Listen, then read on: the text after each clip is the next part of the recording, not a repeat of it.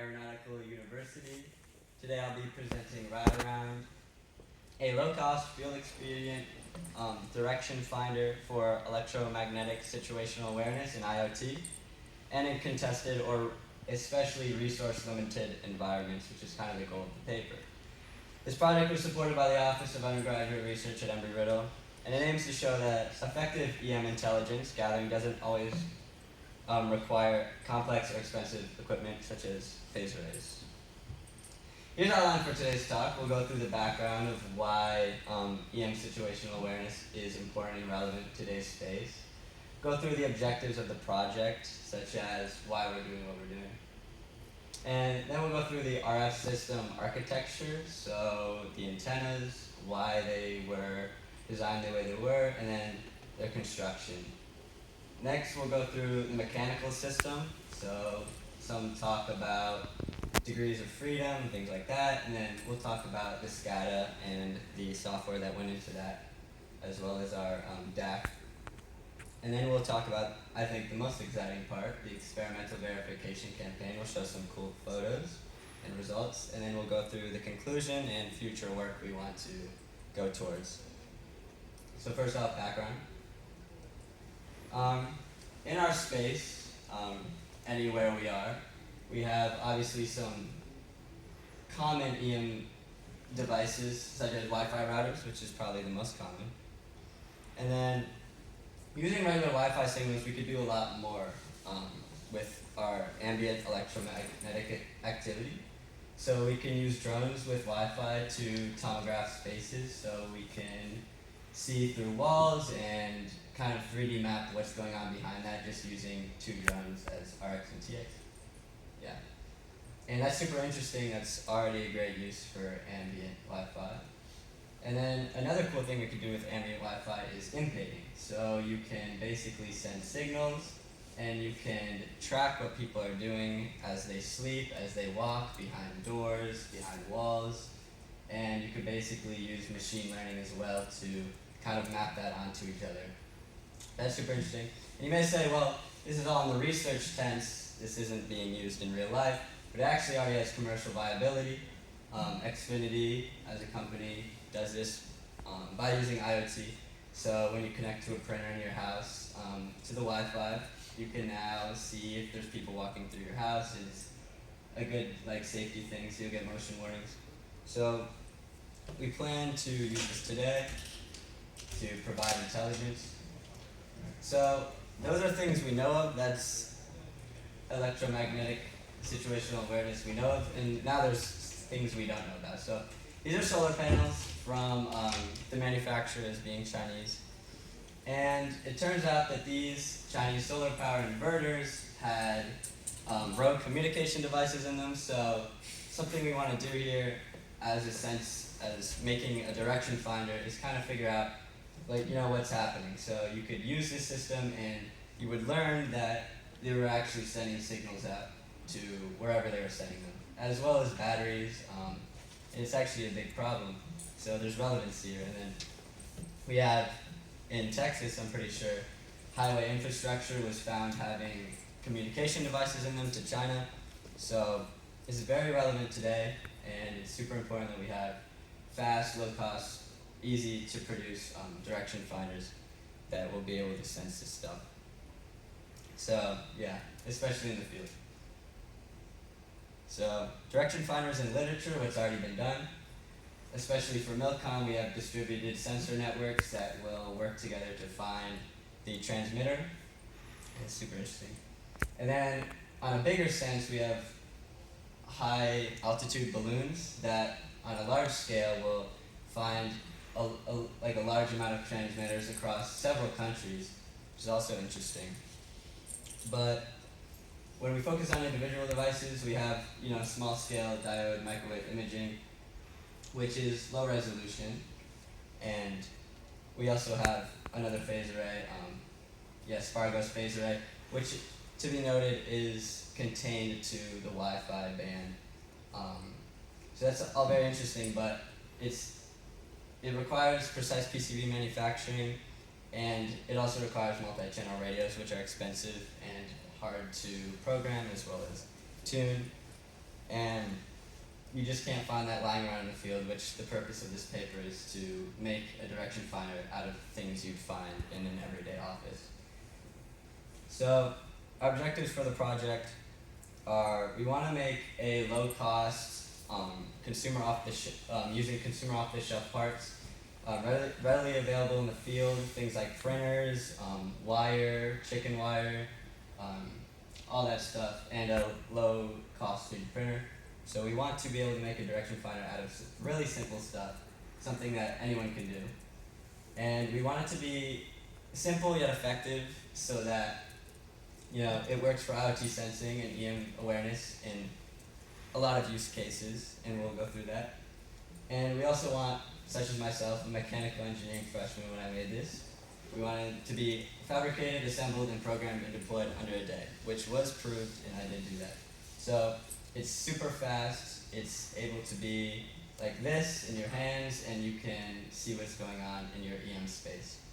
So we also want to evaluate the capability of such a system in multiple sensing scenarios and situations. So a couple we'll be looking at is sensing Wi-Fi router, imaging that, and then also sensing computers and PC devices, which has actually never been done before in the way we did it in this paper. So I'll just point through this real quick. We have our rotor, our antenna.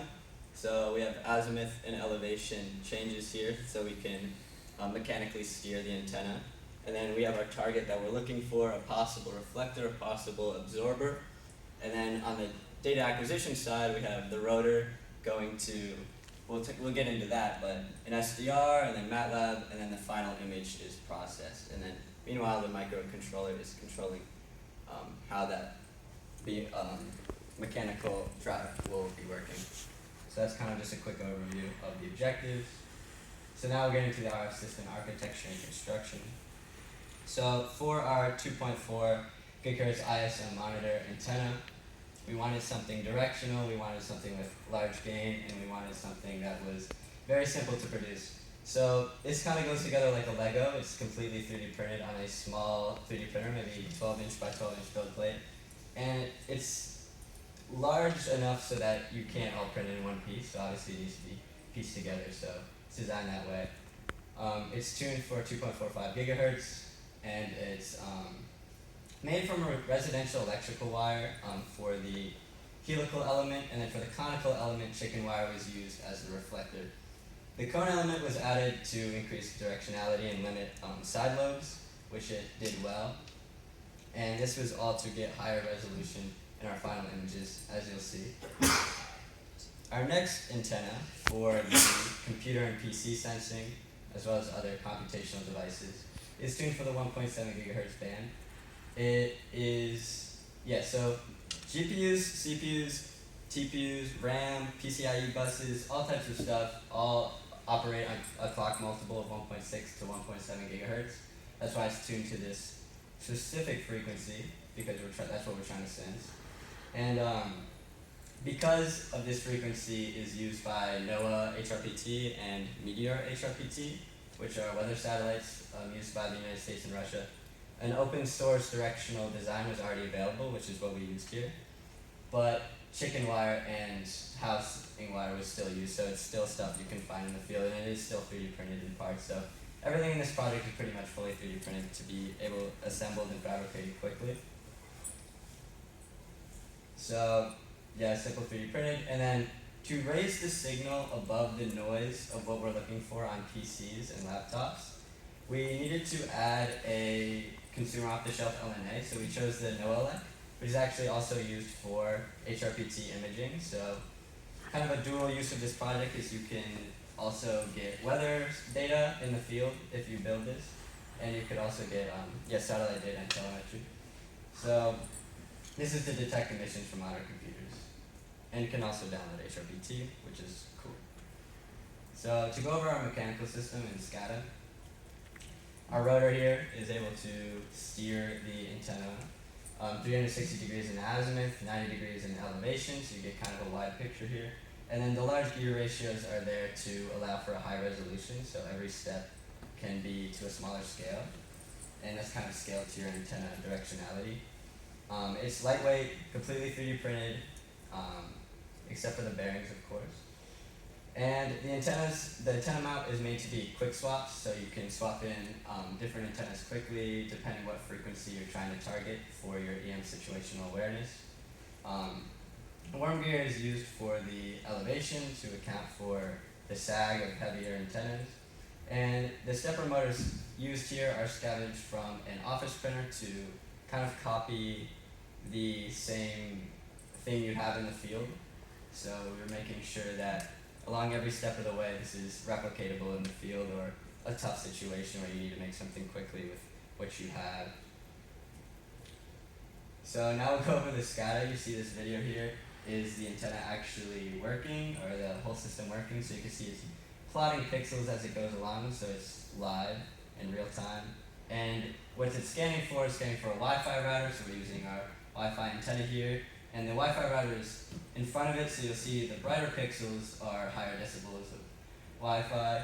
And as it goes up in elevation, you'll see it gets larger because that's kind of where it is in the sky. So it's in a crowded RF apartment, and we're still getting validatable data. That's great. So to talk about our SCADA, the Arduino was chosen to control the steppers for its simplicity and ruggedness. And it also just works with everything through serial data, so it's super compatible with our MATLAB script. And homing switches were used for, to get the system keyed in. The HackRF1 was chosen for its widespread field availability. It's a super common SDR. It works well with MATLAB, which is important for this. And then MATLAB was used as our SCADA software, integrating all of the pieces together, the Arduino and the SDR, and then tying all that data in to get our pixel location and strength data and plot that over area. So you can see we kind of have a circle going on here. The microcontroller will send the position data. The MATLAB will read the current SDR data and plot the pixel, and then MATLAB will tell it to go to the next position and record that next data. So it'll keep going until the 100x100 or 1000x1000, whatever resolution you choose, will be completed. So for our most exciting part, the experimental verification campaign, where we went through a couple of different use cases. First of all, we tested both of the antennas in a Lindgren far-field anechoic chamber using a VNA. So you see the picture there, it's in the chamber, and we got some interesting results of the homemade antennas, the 3D printed antennas. We found a bore sight gain of 13.9 decibels per isotropic, I think, yeah, with a 3 decibel beam width of approximately 30 degrees, which is pretty good for a homemade antenna that we try to get directional. And then it had a 750 megahertz bandwidth, so 1.9 to 2.65 gigahertz, which is exactly what we were looking for, although not perfect. So that's the 2.4 gigahertz, and then we also tested the 1.7 gigahertz antenna in the Lindgren far field, and we found similar results. This was obviously tested without the LNA to just get the results of the antenna. The bore sight gain was similarly 14 decibels per isotropic with a 40 degree beam width and a 350 megahertz bandwidth. So a little bit smaller, but right where we need it to be for the LNA to work well with it. So this is our first kind of experimental test here, our first result. So we're mapping a Wi-Fi router behind a wall about 15 feet away behind the AP. So we're 15 feet away, we're scanning an area, and we're plotting what we find. So we see number 3 there is the actual Wi-Fi router. We see it's very bright over there, and it kind of spreads out. And then we see it kind of trickles down to 2, where 2 is like an HVAC vent, and it's reflecting. So it's reflecting that signal, so we're able to kind of get a full view of the EM space inside of this apartment here. And then we see 1 in similar areas like 1 are absorbing materials. So that's thicker material that's absorbing that RF up, and we're able to kind of map out our space here. So we're seeing where it's leaking, where it's not leaking, where it's reflecting, which is important for what we're doing. This shows the capability of detecting our leakage and mapping the location. So we're able to map that over a large area. Our next 2 tests involve, now we're scanning at the 1.7 gigahertz range for computer systems. So up top there we have a laptop through a wall. You see what the laptop is outlined as 1, and then 3 is similarly an absorbing area, and then 2 is that same HVAC reflecting vent. So we're able to sense computers through walls, which is great, is what we came out to do. And we're also able to see larger PC systems, so that's a like an optical photo taken with our photo or our heat map scan overlaid on top of it at a decreased opacity. And you're able to see that it's outlined bright orange here, so that's what we're seeing. We're seeing that clock rate, and we're able to map that efficiently from about, again, 15 feet away, which is important if you're either trying to test the PC case or you're trying to see what's leaking. So both of that is really interesting. And then obviously for the first test, if there's transmitters in your walls or computer systems in places you don't expect them to be, this system is very good at locating that and telling you exactly what that is. For our next test, which I think is really interesting, we're able to see CPU usage from a far distance and also through obstacles. So you can see here this is a PC operating at different CPU utilizations over time. So we have at 75%, we're getting very bright. We're getting a lot of signal. And then at 50%, we're getting less. But what's important here is that sleep mode, we're still seeing this computer from about, again, 15 feet away. And that's very interesting because even if the computer isn't active, you're still able to sense it. And that kind of proves its use in adversarial environments. And then also you can kind of see what's going on with the computer through obstacles, which can be good if you're trying to sense what's going on here. So that's super interesting. And then to conclude, we tested and verified for multiple use cases, computer and laptop EMI leakage, identifying CPU usage levels over time from a distance, Wi-Fi and communication device emissions from a distance, and then also the HRPT satellite weather data and imagery downlinks. And then we were able to prove that handing a small 3D printer, a off-the-shelf SDR, and a microcontroller, some scrap metal, to mechanical engineering freshmen is enough to build a battlefield IoT sensor in a day. And then future enhancements include better rotor construction for faster scan times, better antennas for higher directionality and higher resolution, a standalone SCADA to integrate microcontroller for fully offline use, maybe something like a Raspberry Pi, and then 3D triangulation using 2 scanning antennas and a 2-channel SDR. That'd be super interesting. So I believe. Thank you guys. Do you have any questions?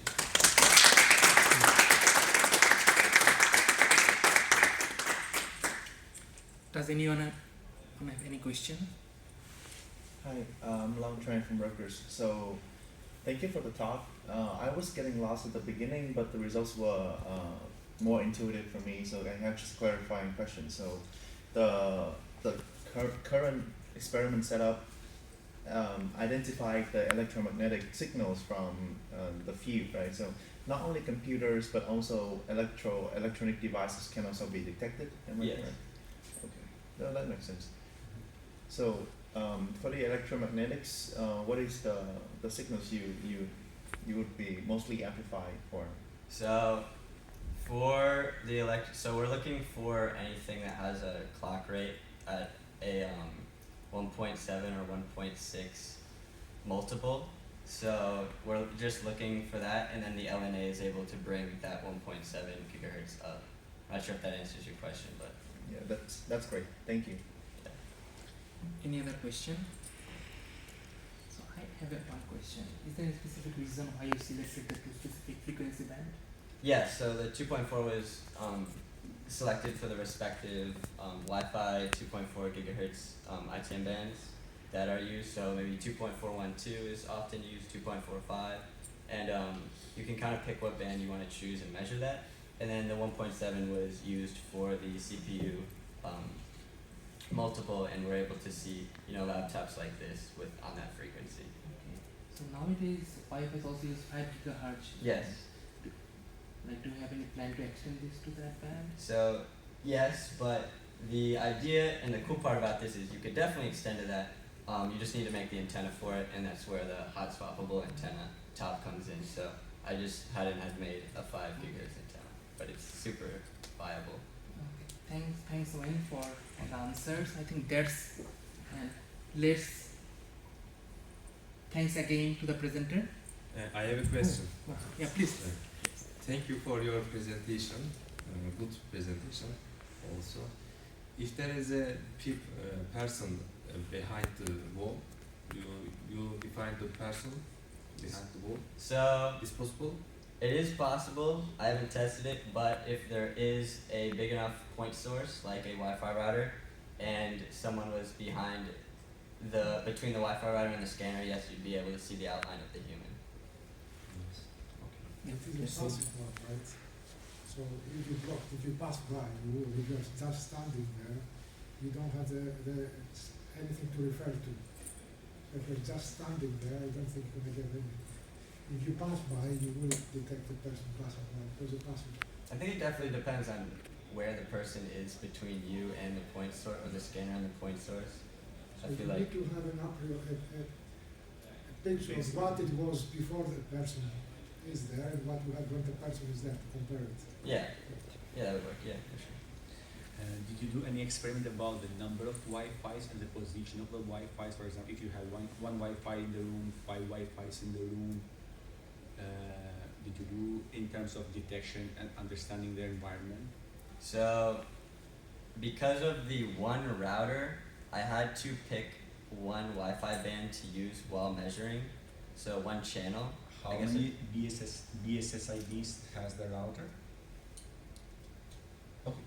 10. Is that the different channel? One? Channels. Yeah, how many channels? Oh, 4 to 5. We have 4. Yeah. I was able to use, this is a good thing to play. So I was able to use my laptop and a certain program to map each channel, and then also what was the decibel of each channel, and then I just chose the strongest one, just for validate, to validate my. So basically, using the best signal, the strongest channel. Okay. Yeah. Hey, really interesting presentation. So I just wanted to follow up on the use case where you're trying to detect a person behind the wall.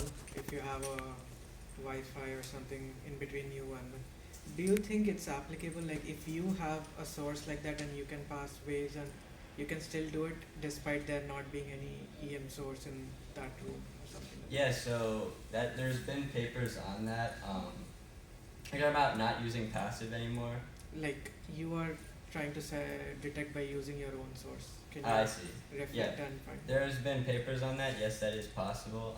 That is something I did want to look forward to put a transmitter and then to try to get the comeback from that, and that would definitely be in future work if I decided to pursue that. But it's definitely possible. Things like that have been done yet. Because that would be really interesting, because this one is like dependent on whether there's a source or not. Yeah. This is just passive. Yeah. No, yeah. Thank you. Thank you. Sorry, very cool talk. Do you have any reference points for like what a comparable like consumer grade like spectrum analyzer like would be able to find versus your thing? So just like how much cheaper is it Oh, than I like if see. you wanted to buy something off the shelf that does the same thing? I don't think you can buy something off the shelf it doesn't exist. You can't really buy something off the shelf that images in the way the system does. I would even say not at all, period. Especially the computer sensing, since there's never even been anything like that except for this paper. So that's why I wanted to make it. I mean, there's nothing like it you could buy, so I thought it'd be interesting. Very cool. Thank you. Yeah, I think that's all. Let's thank Wayne again with a round of applause.